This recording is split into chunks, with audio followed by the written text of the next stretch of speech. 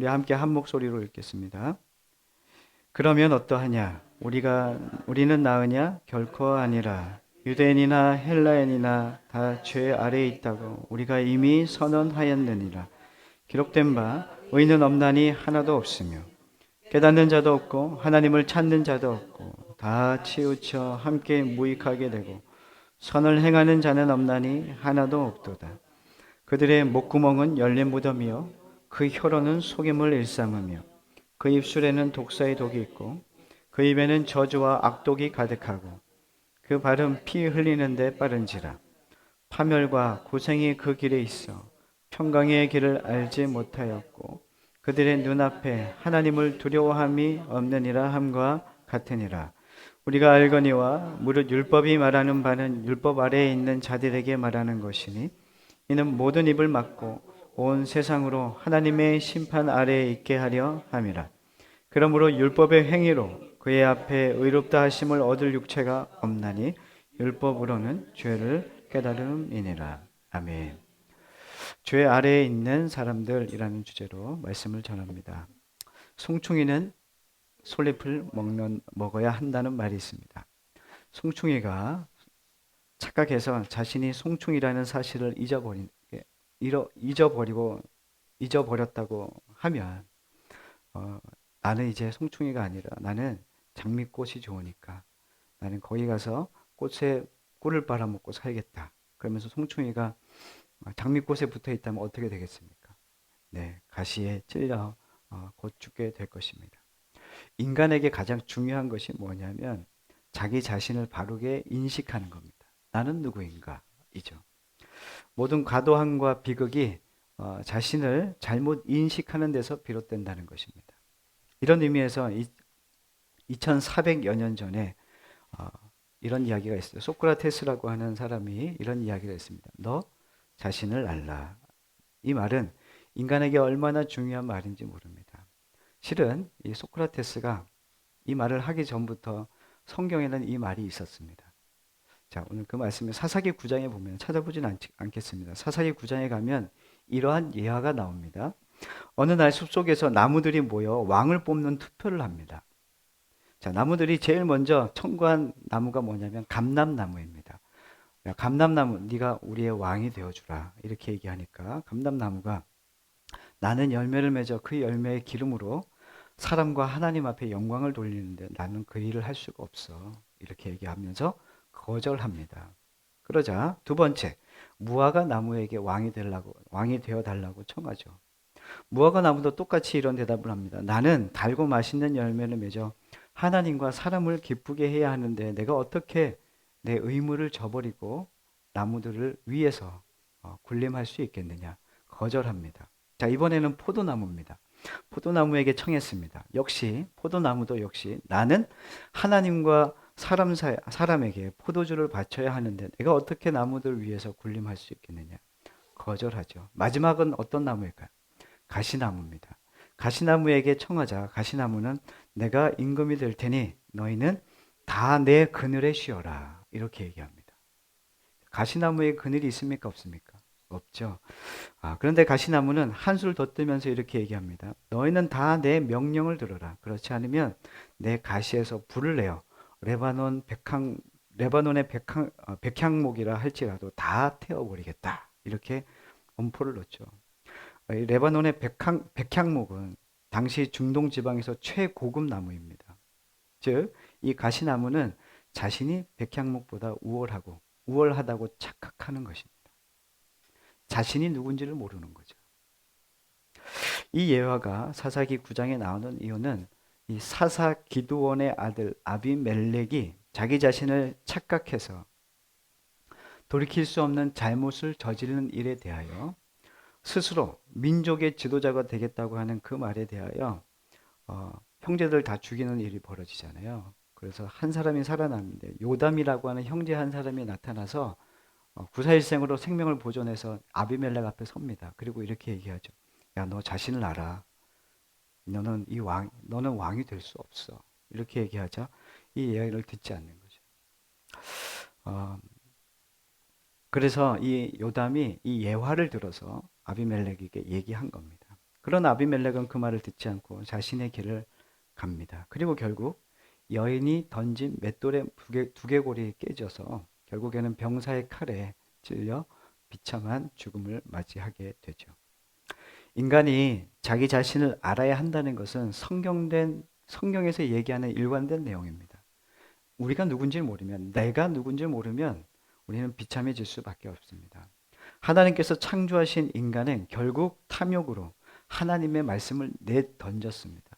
그리고 이기심으로 동생을 죽인 가인의 모습이 인간의 비참함의 모습입니다. 죽을 수밖에 없는 죄인의 모습을 성경은 명백히 성경 곳곳에 일관되게 계속 이야기하고 있죠. 자, 오늘 본문을 9절 말씀을 함께 읽어보도록 하겠습니다. 자, 그러면 어떠하냐? 우리는 나으냐? 결코 아니라. 유대인이나 헬라인이나 다 죄 아래에 있다고 우리가 이미 선언하였느니라. 아멘. 자, 여기에서 그러면 어떠하냐? 우리는 나으냐? 여기서 등장하는 유대인, 헬라인 다 죄 아래에 있다. 이렇게 얘기하는 것은 이 유대인과 헬라인은 모든 인간을 말하는 것입니다. 바울은 지금 이 모든 인간을 얘기하면서 타겟이 누구냐면 유대인들입니다. 유대인들은 선민사상, 이 선민사상의 우월감을 가지고 살아갔던 사람들입니다. 이방인이나 유대인이나 이 구절의 표현처럼 다 죄 아래에 있다고 얘기하니까 유대인들은 충격을 먹은 겁니다. 마치 이런 거죠. 세상 사람들, 예수 안 믿는 사람과 교회에 있는 우리들이 다 똑같다는 말입니다. 우린 충격 먹을 수밖에 없습니다. 다 심판대 앞에 서야 되는. 이 유대인들에게는 엄청난 충격인 거죠. 왜냐하면 유대인들을 계속 괴롭혔던 나라가 애굽, 바벨론, 또 예수님 당시에는 로마의 식민지 속에서 로마의 어려움을 당하지 않았습니까? 근데 성경이 얘기하는 게 뭐냐면, 바울이 얘기하는 것은 뭐냐면 유대인이나 이방인이나 다 똑같다는 겁니다. 다 어디에 있다고요? 죄 아래에 있다고요. 세상은 사회적으로, 경제적으로, 정치적으로 억압하는 이스라엘 백성들은 그 세상에게 계속 억압당하며 어려운 가운데 살았거든요. 그래서 하나님께서 우리를 보호하시고 우리를 지켜주시고 우리를 우리 편이라고 생각했단 말입니다. 맞죠? 그러나 하나님의 심판 앞에서는 모두가 동일하다는 것이죠. 인간에 대한 그 존재에 대한 정체성에 대한 이야기를 하고 있는 거예요. 인간 존재를 이야기하는 겁니다. 죄 아래에 있는 인간들. 여러분들이 유대인의 심정을 더 알려면 어떤 기분이어야 되냐면 마치 내가 눈을 탁 떴는데 북한인 거예요. 그럼 어떠실 것 같으세요? 눈을 탁 떴는데 내가 북한인 거예요. 김정은. 어떤 기분이시겠습니까? 엄청난 우리가 죄 아래에 있다는 것이 그런 심정인 거예요. 유대인들에게는 충격적인 이야기예요. 이 바울이 얘기한 이 말은 아주 끔찍하지만 아주 충격적인 말로 이스라엘 백성들에게 들려졌다는 거죠. 자, 죄는 인간들의 심령에 침투해서 왕처럼 행세하며 우리 인생을 지배하고 이리저리 끌고 다닙니다. 우리가 죄를 다스릴 수 있다고 생각하지만 그렇지 않습니다. 죄가 우리의 마음 가운데 심령에 침투해서 우리의 왕 행세를 합니다. 그리고 우리를 이리저리 이끌고 다니죠. 우리가 죄를 짓고 난 후에 어떤 얘기 합니까? 아이고, 나도 모르게 그만. 아휴, 이런 얘기 하지 않습니까? 그럼 뭡니까? 나도 모르는 가운데 죄는 드러나고 우리 안에 죄가 계속 표현되고 있다는 것입니다. 우리가 의도하지 않아도 그만 튀어나오는 것이 죄라는 것이죠. 이것이 우리들이 생생히 경험하는 현실의 삶입니다. 우리는 가끔씩 죄를 짓는 것이 아니라 죄를 짓지 않고서는 살아갈 수 없는 존재들이라는 것을 깨닫게 됩니다. 우리는 가끔 죄를 짓지 않잖아요. 여러분 가끔씩 죄를 짓습니까? 매일 짓습니까? 네. 우리는 죄를 안 지면 살아갈 수 없는 존재들입니다. 왜 그렇습니까? 죄의 존재이기 때문에 그렇습니다. 이것은 인간의 비참함이죠. 실존의 비참함입니다. 이 비참함의 실존의 모습이죠. 그래서 존 파이퍼 목사님이 이런 이야기를 했어요. 이 죄에 대하여 이렇게 설명합니다. 죄는 우리가 하고 싶지 않은 것을 꾀하는 것이 아니라 하지 말아야 할 것을 하게끔 하는 것이 죄다. 우리는 죄에게 당하는 인생이 아니라 죄와 결탁합니다. 그리고 하나님을 거스리는 자들이 바로 인간들이라는 거죠. 그리고 모든 인간은 죄의 권세 아래 있다는 것을 선언한 이후에 인간들이 구체적으로 하나님 앞에 어떻게 구체적으로 죄를 짓고 있는지를 설명해 주는 말씀이 오늘 이제 이후에 나오는 10절 같은 10절 이후의 말씀인 거죠. 우리 10절부터 12절까지 말씀을 읽도록 하겠습니다. 기록된 바 의인은 없나니 하나도 없으며 깨닫는 자도 없고 하나님을 찾는 자도 없고 다 치우쳐 함께 무익하게 되고 선을 행하는 자는 없나니 하나도 없도다. 아멘. 자, 이 말씀은 어디에서 인용한 거냐면 시편 14편의 말씀을 인용한 겁니다. 유대인들 입장에서 이 말이 자존심이 상하는 말입니다. 사실 이런 평가는 유대인들이 아니라 이방인들이 들어야 되는 평가이기 때문에 그렇습니다.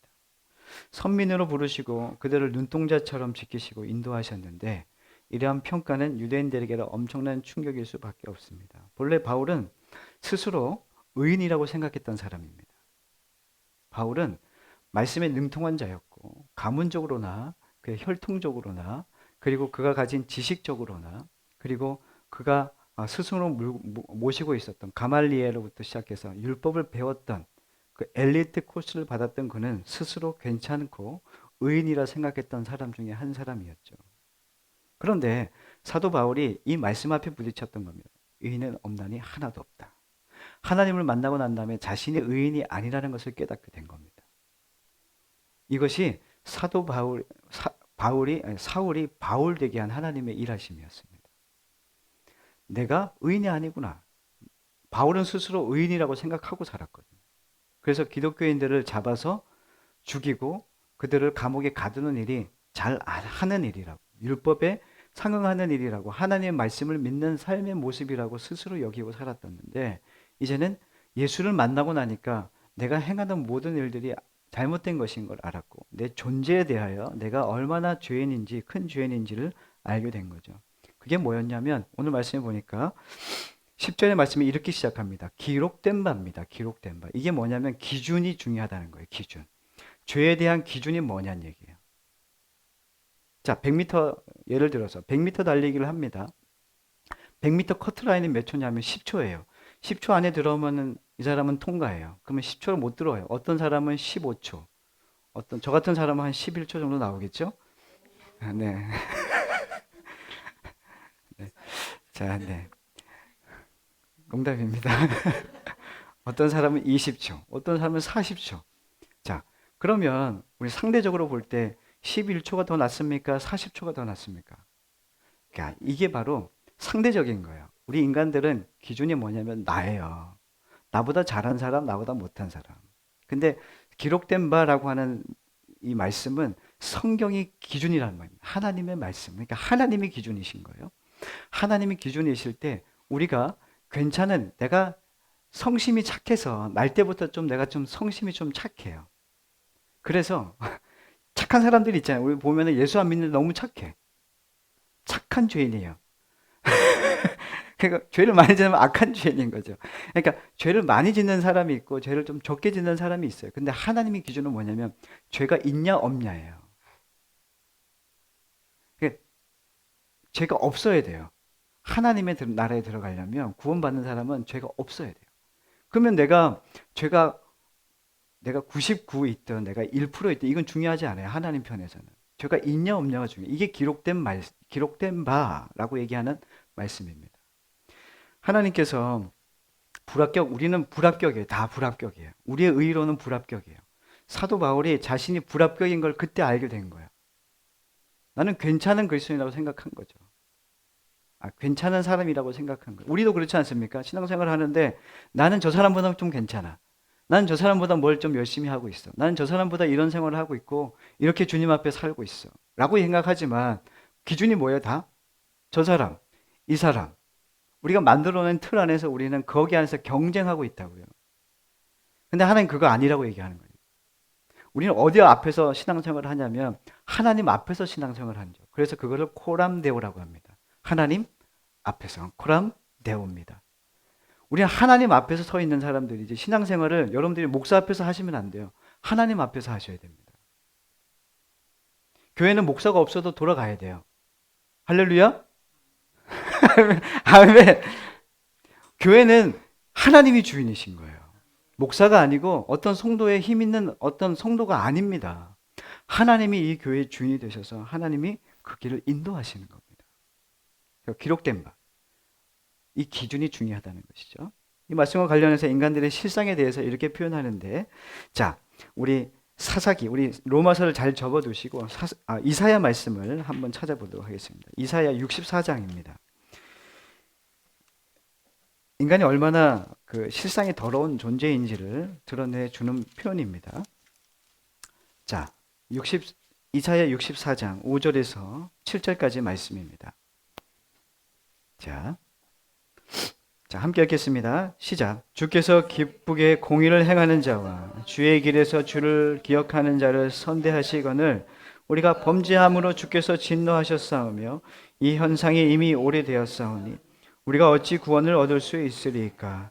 무릇 우리는 다 부정한 자 같아서 우리의 의는 다 더러운 옷 같으며 우리는 다 잎사귀같이 시들므로 우리의 죄악이 바람같이 우리를 몰아가나이다. 주의 이름을 부르는 자가 없으며 스스로 분별하여 주를 붙잡는 자가 없사오니 이는 주께서 우리에게 얼굴을 숨기시며 우리의 죄악으로 말미암아 우리가 소멸되게 하셨음이니이다. 아멘. 자, 여러분들 생각하기에 우리 교회에서 가장 순전하고 깨끗한 사람은 누구입니까? 우리 교회에서 가장 순전하고 깨끗한 사람 누굽니까? 나네. 그렇게 얘기할 줄 알았습니다. 제 대본에 그렇게 적혀 있습니다. 그런데 여러분들이 저를 알면 얼마나 더러운 존재인지 알게 되면 교회를 떠나고 싶으실 거예요. 인간의 실존은, 저의 모습은 거룩하지 않습니다. 오늘 표현의 말씀에 이렇게 되어 있습니다. 6절 말씀에 우리는 다 부정한 자 같아서 우리의 의는 다 더러운 옷 같으며입니다. 우리는 마치 의로운 선이라고 하는 옷을 입고 있지만 다 더러운 옷이에요. 우리가 그만큼 더럽고 썩어 있다는 겁니다. 우리가 하나님이 기뻐하고 하나님이 즐거워하는 일에 우리가 힘써 나가지 않아요. 실제로 뭐라 그럽니까? 우리는 주의 이름을 부르는 자가 없대요. 그리고 스스로 분발하여 주를 붙잡는 자도 없습니다. 이게 우리들입니다. 인간들 안에 드러나는 모습들은 이런 죄 가운데, 이 죄의 권세 아래 있는 인간들의 모습이 이러한 모습이라는 것을 지금 얘기해 주고 있는 겁니다. 하나님을 향한 갈망이 사라지고 그분을 아는 지식과 관심이 지워지고 그 결과가 무엇이냐면 함께 살아가는 사람들, 하나님 나와 함께 하심이 없다는 것을 아는 증거가 뭐냐면 하나님을 믿지 않고 하나님 안에서 살아가지 못하는 사람들의 특징이 뭐냐면 사람을 사랑하지 않아요. 하나님을 사랑하면 사람을 사랑하는데 하나님을 사랑한다고 얘기하지만 사람을 사랑하지 않아요. 내가 하나님을 사랑하지 않는 증거는 뭐냐면 사람을 사랑하지 않는 게 증거입니다. 내가 하나님이 내 안에 계시고 내 안에 살아계신 주님이시면 사람을 사랑합니다. 가장 내게 가까이 있는 사람들은 먼저 사랑하게 되죠. 왜냐하면 사람은 하나님의 형상대로 지음받았기 때문에 그렇습니다. 하나님 우리 한 사람 한 사람을 지으셨잖아요. 하나님의 형상대로 지음받았단 말입니다.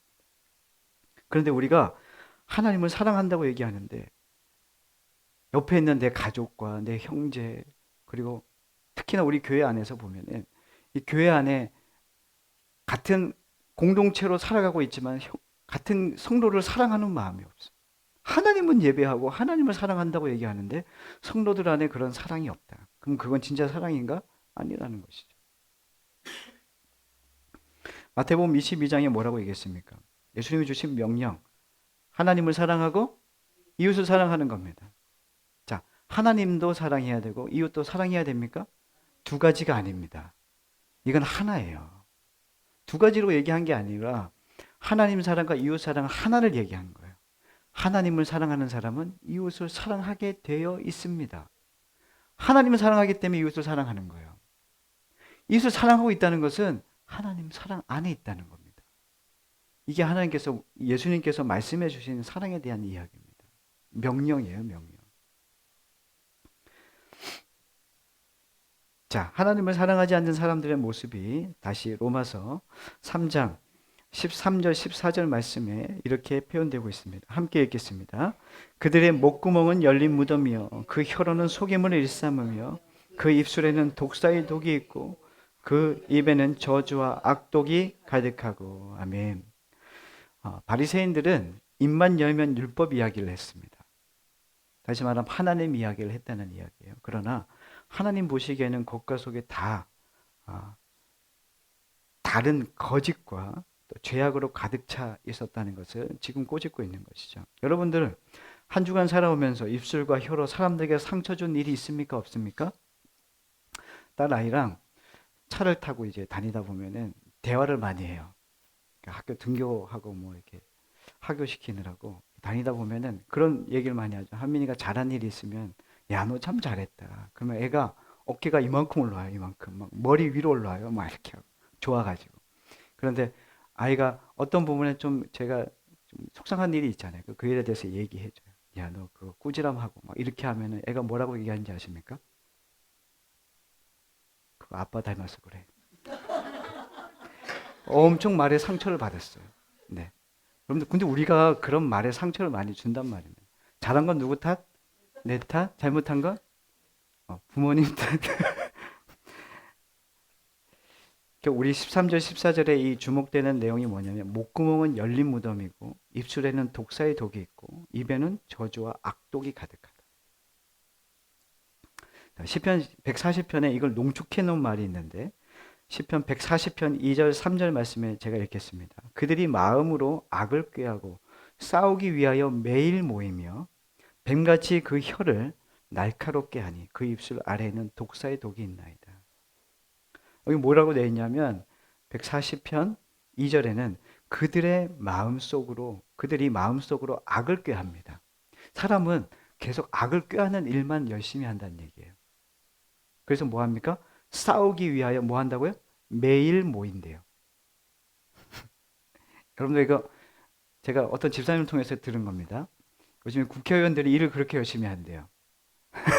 그동안 안 해오던 일을 지금 이 요즘에 최근에 들어서 이 몇 달간 열심히 하고 있대요. 국회 일을. 그렇게 많이 해요. 그 왜 그렇습니까? 싸우기 위해서. 두 집단이 싸우고 있잖아요.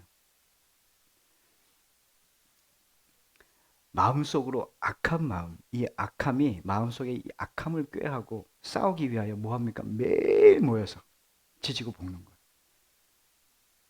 뭐 합니까? 자기 사비 틀어가면서 그렇게 하는 거예요. 왜 그렇습니까? 죄인이라서 그렇습니다. 교회도 그렇습니다. 우리가 악을 도모하는 일에는 너무나 잘 모여요. 여러분들 우리가 뭔가 이게 은혜가 많잖아요. 은혜가 많고 뭐 얘기할 게 뭐 누구를 이렇게 해코지하거나 누구를 도마 위에 올리는 말이 없으면 뭔가 이 은혜가 없고 이게 밋밋해요.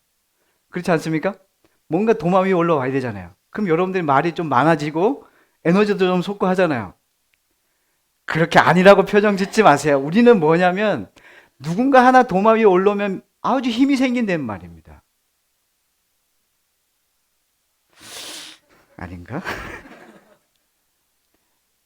우리가 교회 저도 이게 뭐 성도들을 막 해보다 보니까 교회 사역을 하다 보면은 뭔가 악을 도모하는 일들이 그 방앗간이 있어요. 방앗간. 그 교회 카페 그 저쪽 구석에 모이는 무리들이 있단 말이에요. 왜 모입니까? 모여가지고 뭐 합니까? 그런 이야기 하는 거예요. 아이고 그렇대 그랬대. 아이고 그랬대. 아유 참. 그랬어? 아이고 아니야 이것도 있어. 아유 아 그래? 이게 그거였어? 막 그러면서 여러분들이 막 이렇게 말이 커지잖아요. 그게 좋은 일이 아니라 뭡니까? 다 비난하는 거, 사람 뒷이야기들이라는. 이 일에 대해서는 오늘 얘기 다 못하면 언제 합니까? 전화 통화라도 하고 다시 또 모이기를 약속하잖아요. 매일매일 모이는 거예요. 다들 아니라고. 나는 그런 해당 사항이 없어. 이렇게 생각하시는 것 같은데. 사역자들이 모이는 자리가 있어요. 이게 교회들 안에도 이렇게 교회와 교회 목사님들이 모여서 막 이야기 나누다 보면 교회 어려움을 나누며 기도 제목을 부탁하는 목사님들이 있잖아요. 그럼 교회의 어려움 어떤 그 교회 분란이나 어려움들을 얘기하면 목사님들이 그 앞에서는 기도하겠습니다. 아이고, 기도하겠습니다. 이렇게 얘기해요. 근데 이게 뒤에 돌아서면 어떻게 되는지 아십니까? 그게 다 뒷이야기예요. 그래서 좋아해요. 제가 좋아한다는 얘기가 아니라 왜 그런지 아십니까? 교회도 경쟁 사회라는 거예요. 교회를 어떻게 부흥시키냐면 저 교회가 안 되면 내 교회가 부흥한다는 생각을 가지는 거죠. 이게 인간이에요. 얼마나 더러운지 몰라요. 이게 하나님을 두려워하지 않는 모습이라는 거예요. 하나님을 두려워하지 않아요. 죄 아래에 있는 자들은 하나님을 두려워하지 않아요. 그런데 선을 행하고 하나님을 예배하는 자리에 일주일에 한 번도 나오는 게 힘들어. 우리가 죄 아래에 있는 이 인간들의 실존에 이 죄된 인간들은 매일매일 그 악을 도모하는 매일매일 하루가 멀다 하고 그렇게 모이지만 하나님을 기쁘게 하고 하나님을 예배하고 하나님 앞에 나아가는 그 일에 대해서는 어떠냐면 일주일에 한 번, 두 번도 힘들어. 교회에서 왜 이렇게 많이 모이게 하냐는 얘기예요. 우리 교회는 모이지도 않는데 아니 왜 교회 자꾸 모이게 하냐고. 교회 가는 데이 너무 많다고. 난 매일 교회 가는 것 같다고 막 그런 사람들이 있어요, 없어요? 있어요. 참. 이게 왜 그러냐면 죄 아래에 있기 때문에.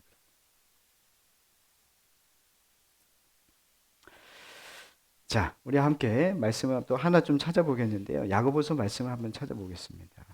야고보서 3장입니다. 야고보서 3장 7절로 10절까지 말씀. 야고보서 3장 7절부터 10절 읽겠습니다. 여러 종류의 짐승과 새와 벌레와 바다의 생물은 다 사람이 길들일 수 있고 길들여 왔거니와 혀는 능히 길들일 사람이 없나니 쉬지 아니하는 악이요 죽이는 독이 가득한 것이라. 이것으로 우리가 주 아버지를 찬송하고 또 이것으로 하나님의 형상대로 지음받은 사람을 저주하나니 한 입에서 찬송과 저주가 나오는도다. 내 형제들아 이것이 마땅하지 아니하니라. 아멘. 여러분들 이 7절 말씀에 보니까 뭐래요? 여러 종류의 짐승과 새와 벌레와 바다 생물들은 사람이 그동안 뭐 했대요? 길들여 왔대요. 근데 뭐는 길들여지지 않는다는 거예요? 혀는 길들여지지 않는다는 거예요. 혀는 능히 길들일 사람이 없나니 쉬지 아니하는 악이요 죽이는 독이 가득한 것이라. 여러분들 그렇지 않습니까? 돌고래, 물개, 뭐 악어들도 요즘에 길들여서 쇼를 하잖아요. 근데 중요한 거는 사람의 입은 길들여지지 않아요. 그리고 또 나아가서 뭐라고 얘기하냐면 하나님의 형상대로 지음받은 사람을 저주한대. 한 입으로는 하나님을 찬송하고 또 한 입으로는 뭐예요? 사람을 저주하는. 한 입으로 두 가지 다 얘기하는 거예요. 이게 인간이 하는 일이라는 것이죠. 자, 다시 로마서 3장 15절부터 18절까지 말씀을 읽겠습니다. 시작. 그 발은 피 흘리는 데 빠른지라 파멸과 고생이 그에게 있어 평강의 길을 알지 못하였고 그들의 눈앞에 하나님을 두려워함이 없느니라. 아멘. 인간은 다른 사람의 피를 흘리게 하는 데는 빠르다 합니다. 전부 다 악한 일에는 빠른 존재들. 악으로 가득한 인간이 언제 하나가 되냐면은 아까도 얘기했듯이 한 사람을 미워할 때 사람은 하나가 돼요. 예수님이 당시에 생활을 하실 때, 사역을 하실 때 에세네파, 그 다음에 바리새파, 사두개파, 뭐 이런 파들이 많았어요. 근데 이들은 서로 못 죽이는 거예요. 서로 못 죽여서 못 잡아먹느라고 아주 앙숙인 거예요. 종교적으로도 잘 안 맞아. 정치적으로도 잘 안 맞아요. 그러다 보니까 어떻게 하냐면 서로 그냥 물고 늘어지는 거예요. 그런데 언제 하나가 됐냐면 예수님이 나타나시고 예수님께서 사역을 하시면서 이들이 언제 도모하냐면 예수님을 죽이기로 도모하는 그 일이 하나가 됩니다. 잡아 죽일 사람이 생긴 거예요. 공공의 적이 생긴 거예요. 그래서 그 예수님을 잡는 일에는 이들이 원래는 아니었는데 이 일에 대해서는 하나가 되어서 그 일을 행했다는 것이죠. 세상은 화평을 이루거나 평화를 잃어버렸습니다. 그래서 서로 핥히고 물어뜯는 일은 반복해서 그리고 여기 말씀대로 고생과 파멸의 길로 몰아간다는 것이죠. 주위를 둘러보면 사회, 정치, 교회 모두 다 이렇게 서로 핥히고 반복되는 그 물어뜯는 일이 고생과 파멸에 이끌어지는 이 모습들이 우리 사회와 교회와 또 정치 속에 있다는 것을 보게 됩니다. 우리는 궁극적으로 무엇이 우리에게 유익한지 잘 모릅니다. 빌립보서에서 남을 더 나보다 낫게 여기라라고 하시는 말씀은 남을 더 잘 섬겨란 말이 아니라 자기 자신을 사랑하라는 말입니다. 내가 누군가를 잘 섬겨야지 이 말이 아니라 내가 나를 사랑하는 방법이 남을 잘 섬기는 일이라는 거예요. 인간은 말이죠. 남을 더 섬기거나 그렇게 하지 못해요. 하나님께서 말씀하시는 거예요. 나를 위해서 하라는 거예요. 내가 누구를 사랑하고 누구를 더 높여주고 섬겨주는 것은 누구를 위해서 하라는 거냐면 나를 위해서 하라는 겁니다. 내가 하나님 앞에서 거룩하고 내가 또 하나님 앞에 잘 되는 하나님의 사랑을 받은 사람답게 살아가는 거예요. 나를 위해서 하는 거예요. 그것은 누구를 더 높여주는 어떤 의무로 가지지 마시고 나를 위해서 하라는 겁니다. 우리가 하나님 앞에서 잘 되기를 하나님 원하시거든요. 자, 그런데 이것이 우리 안에서 잘 안 되는 것은 왜냐하면 죄의 권세 아래에 있기 때문이라는 것입니다. 자, 19절 20절 말씀 마지막 읽겠습니다. 우리가 알거니와 무릇 율법이 말하는 바는 율법 아래에 있는 자들에게 말하는 것이니 이는 모든 입을 막고 온 세상으로 하나님의 심판 아래에 있게 하려 함이라. 그러므로 율법의 행위로 그의 앞에 의롭다 하심을 얻을 육체가 없나니 율법으로는 죄를 깨달음이니라. 아멘. 유대인들의 가장 큰 실수는 자기들에게 율법을 주신 이유와 목적을 망각하고 착각한 것입니다. 이게 유대인들이 잘못한 일입니다. 그들에게 주신 율법을 주신 이유와 목적을 잊어버렸어요. 그렇다 보니 하나님의 율법을 가지고 하나님을 반역하는 일에 이런 지경에 이르게 된 것이죠. 그들의 마음에는 하나님의 말씀은 사라지고 은혜, 긍휼, 자비라는 말들은 그들의 삶에 전혀 드러나지 않고 있습니다. 실제 그 일이 일어나는 일들은 삶에 전혀 실현되지 않고 있는 중입니다. 유대인들이 인류 역사에 공헌한 것은 하나입니다. 모든 사람이 하나님 앞에 죄인이라는 사실을 드러내는 자가 누구였냐면 유대인들이었습니다. 하나님의 말씀을 받고 율법을 받은 이 유대인들도 하나님 말씀대로 못 사는 거예요. 그게 뭡니까? 모든 유대인이나 헬라인이나 모든 인류는 죄인이라는 사실입니다. 나는 죄인입니다. 율법을 소유한 자들도 말할 것도 없다는 것이 오늘 말씀의 요지인 것이죠. 하나님께서 유대인들에게 율법을 주신 이유가 더욱 분명해졌습니다. 율법의 일차적인 목표는 죄의 지배 아래에 있는 자신의 모습을 알라는 말씀입니다. 그래서 사도의 결론이 뭐냐면 예수 그리스도를 통하여 하나님과의 관계가 회복되지 않고서는 인간 세상에는 평화와 안식이 공존할 수 없다는 것입니다. 사도는 왜 자꾸 우리를 죄 아래에 있다고 얘기하냐면 이것을 해결하지 않으면 안 되기 때문에 그렇습니다.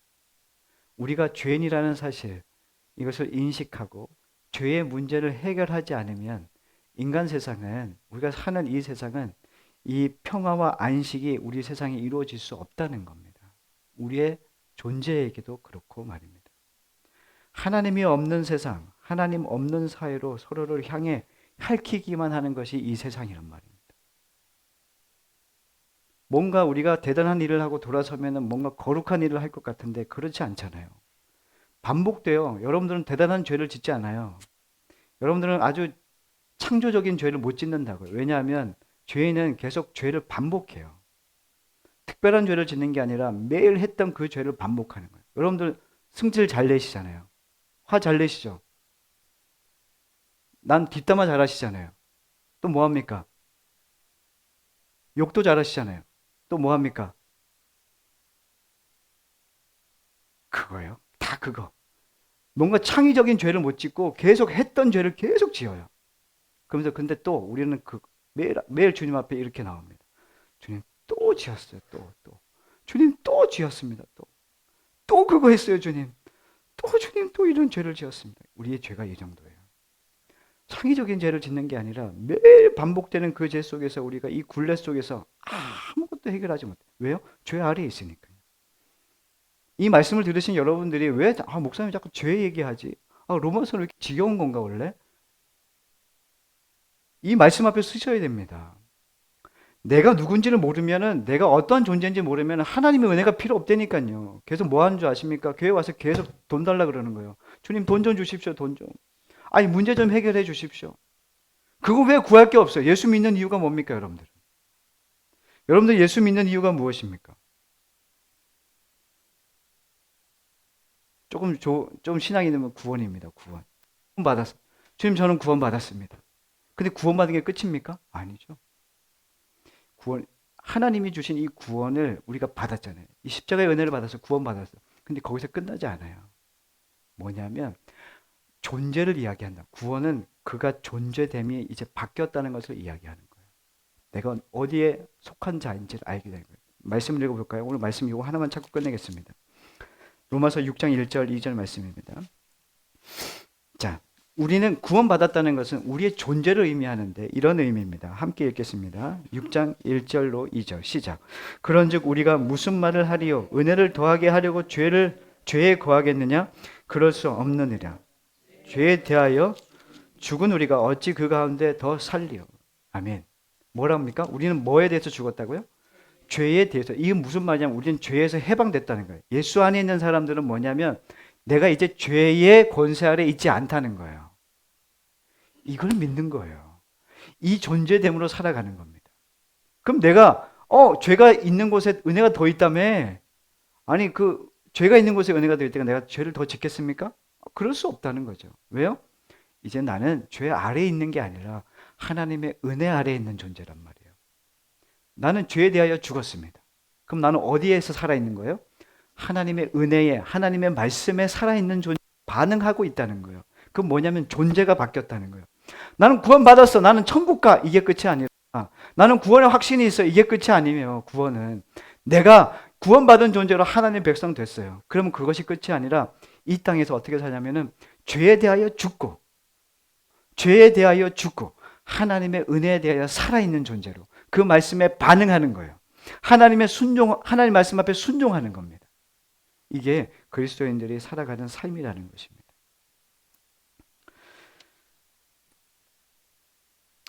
우리는 어떻게 살아가고 있는가? 나는 구원받았는데 나는 지금 무엇에 반응하고 살고 있는가를 점검해 보십시오. 나는 구원의 확신에 있는데 주님 말씀에 죄에 대하여 살아있고 은혜에 대하여 죽어 있다. 그럼 여러분들의 구원을 다시 확인하셔야 돼요. 구원은 나의 존재를 바꾸는 거예요. 그러면 죄에 대하여 죽고 은혜에 대하여 하나님께 살아있는 존재로 살아가는 거예요. 여러분들은 지금 어디에 반응하고 계십니까? 여러분들 하나님 말씀입니까? 아니면 죄에 반응하고 계십니까?